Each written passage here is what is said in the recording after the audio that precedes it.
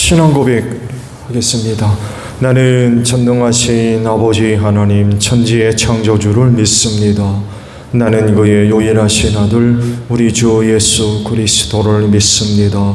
그는 성령으로 잉태되어 동정녀 마리아에게서 나시고 본디오 빌라도에게 고난을 받아 십자가에 못 박혀 죽으시고 장사된 지 사흘 만에 죽은 자 가운데서 다시 살아나셨으며 하늘에 오르시어 전능하신 아버지 하나님 우편에 앉아 계시다가 거기로부터 살아있는 자와 죽은 자를 심판하러 오십니다. 나는 성령을 믿으며 거룩한 공교회와 성도의 교제와 죄를 용서받는 것과 몸의 부활과 영생을 믿습니다. 아멘. 312장 부르시죠.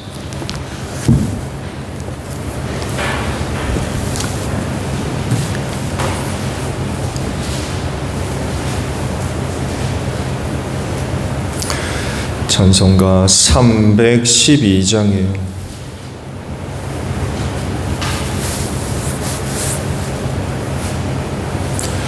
너 하나님께 이끌리어 일평생 주만 바라면 너 어려울 때 힘 주시고 언제나 지켜주시리. 주 크신 사랑 믿는 자 그 반석 위에 서리라. 너 설레는 맘 가다듬고 희망 중 기다리면서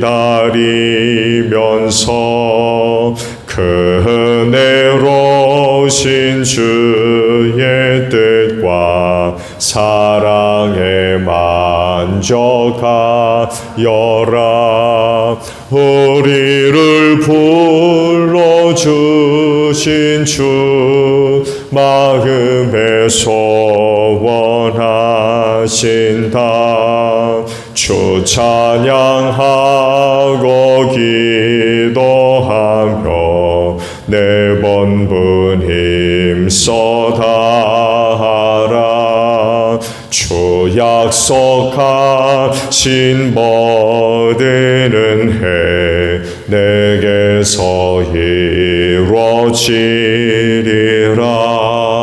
참되고 의지하는 자 주께서 기억하시리. 아멘. 말씀을 봅니다. 사무엘 하의 말씀이에요. 사무엘 하 7장 1절에서 7절까지 말씀입니다.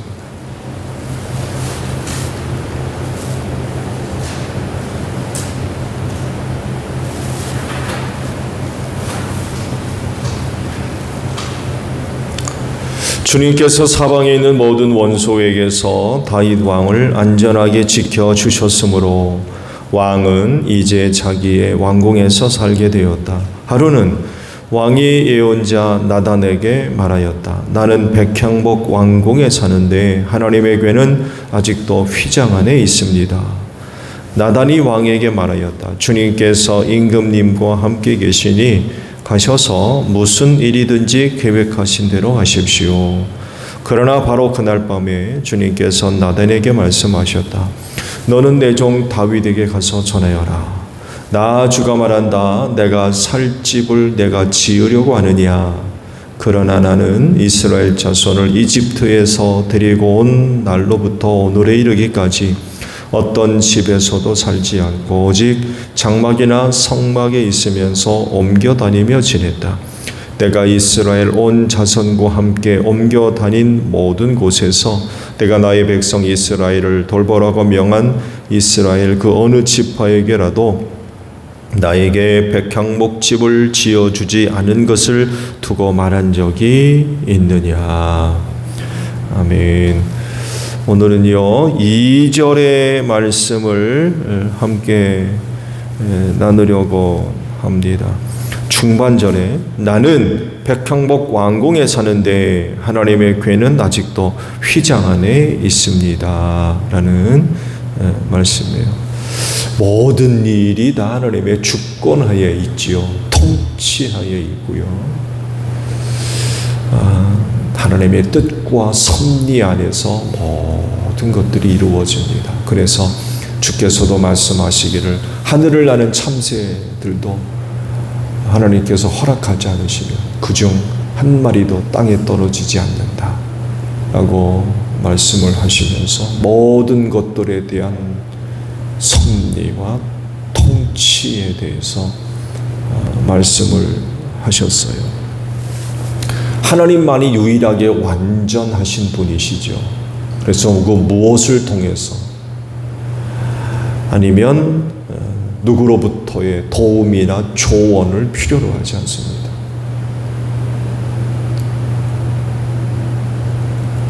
수많은 천사들이 있지만 천사들로부터의 무슨 조언? 그런 거 필요로 하는 분이 아니에요. 하나님이 뭐 손발이 짧아가지고 누군가의 도움을 필요로 하는 분입니까? 말씀 한마디면 되는데 뭐 완전하신 분이기 때문에 누군가로부터의 조언, 도움 이런 것들을 필요로 하는 분이 아니지요. 그런데요, 성경을 보면 이런 하나님도 뜻을 돌이킨 일들이 있었습니다. 뜻을 세우셨다가 그 뜻을 바꾸신 거예요. 이건 굉장히 놀라운 사건입니다. 하나님한테 그런 게 왜 필요합니까? 하시면 하는데. 근데 그렇지 않은 일들이 몇 번 있었어요. 어떤 경우였을까요? 소돔과 고모라 성에 대한 하나님의 심판 계획이 그중 하나입니다. 그 성에 누가 살고 있어요? 조카 롯이 살고 있잖아요. 그 성을 멸하시려는 하나님의 뜻을 알고는 그 성을 두고 6번이나 중보를 하죠. 그때마다 하나님께서 들어주십니다. 50명? 그래. 의인 50 있으면 내가 그 성을 멸하지 않겠다. 40으로 내려가죠. 그러다 10명까지 내려갔습니다.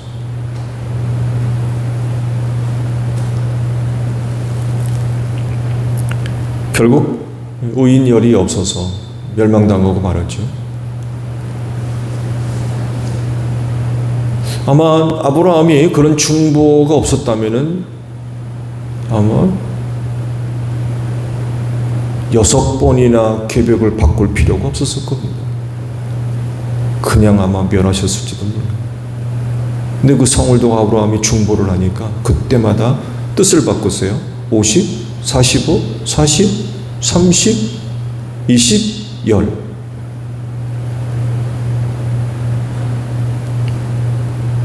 네, 굉장히 놀라운 사건입니다. 이거.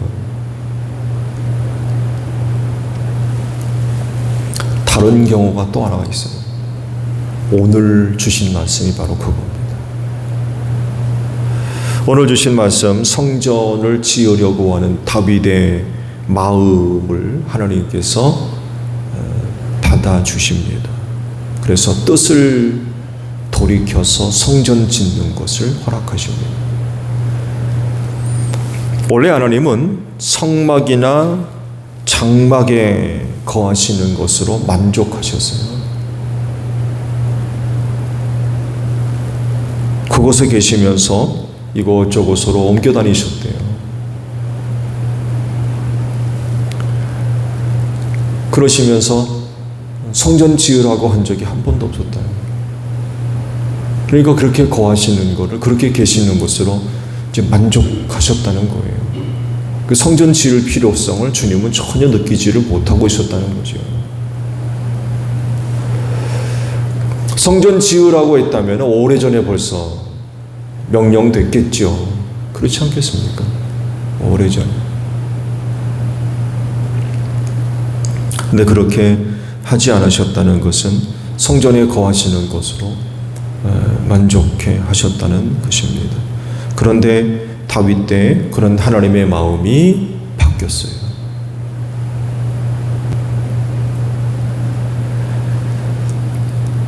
다윗의 마음을 오늘 그 말씀 속에서 발견할 수 있죠. 하나님을 향한 간절한 마음.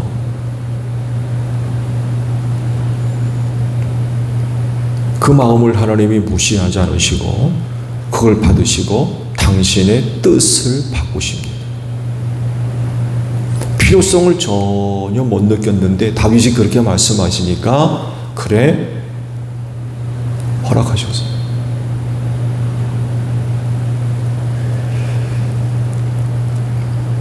사실 다윗의 그 간절한 마음으로 성전 짓기를 바랬지만 하나님은 그 마음만 받으시고 허락은 솔로몬 때에 하십니다.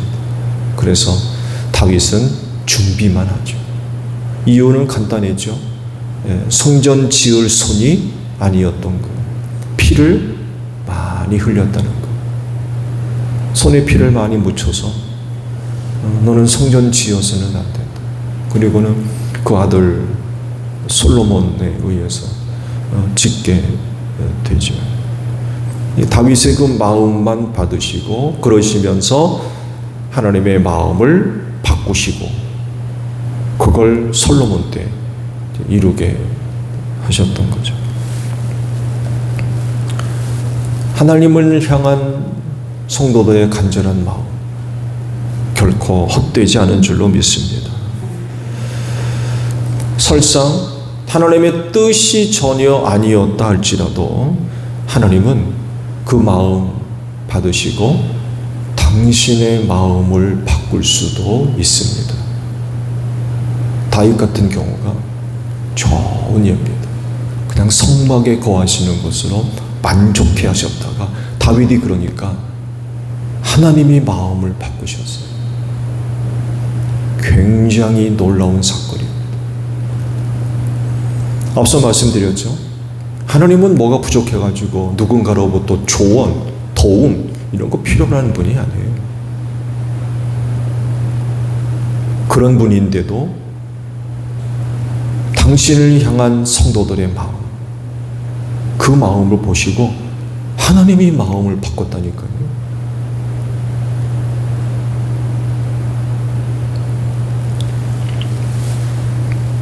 그러므로 하나님을 향한 간절한 마음과 뜻 포기하지 마세요. 누가 알겠습니까? 하나님께서 당신의 마음을 바꾸실지 그건 아무도 모르는 거예요. 하나님을 향한 여러분의 선한 마음은 어떤 것이 있습니까? 신앙생활하는 사람이라고 하면, 곧 하나님을 섬기는 사람이라고 하면 다윗과도 같은 그런 마음 안 생길 수가 없을 거요.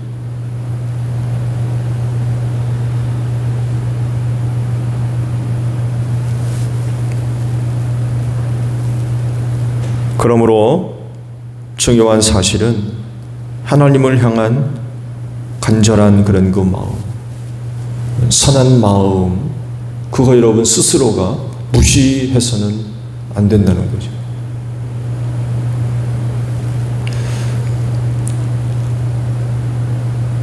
암탉이 품에 알을 품고 있듯이 하나님을 향한 선한 마음, 그 마음 품고 신앙생활 하십시오.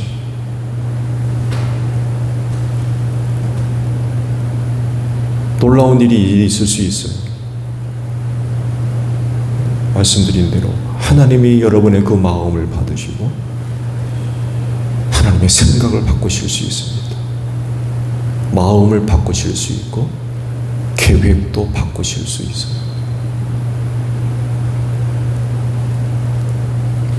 하나님께서 여러분의 마음들을 축복해 주실 줄로 믿습니다.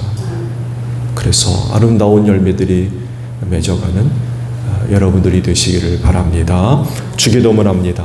하늘에 계신 우리 아버지의 이름을 거룩하게 하시며 아버지의 나라가 오게 하시며 아버지의 뜻이 하늘에서와 같이 땅에서도 이루어지게 하소서. 오늘 우리에게 일용할 양식을 주시고 우리가 우리에게 잘못한 사람을 용서하여 준 것 같이 우리 죄를 용서하여 주시고 우리를 시험에 빠지지 않게 하시고 악에서 구하소서. 나라와 권능과 영광이 영원히 아버지의 것입니다. 아멘. 기도하겠습니다.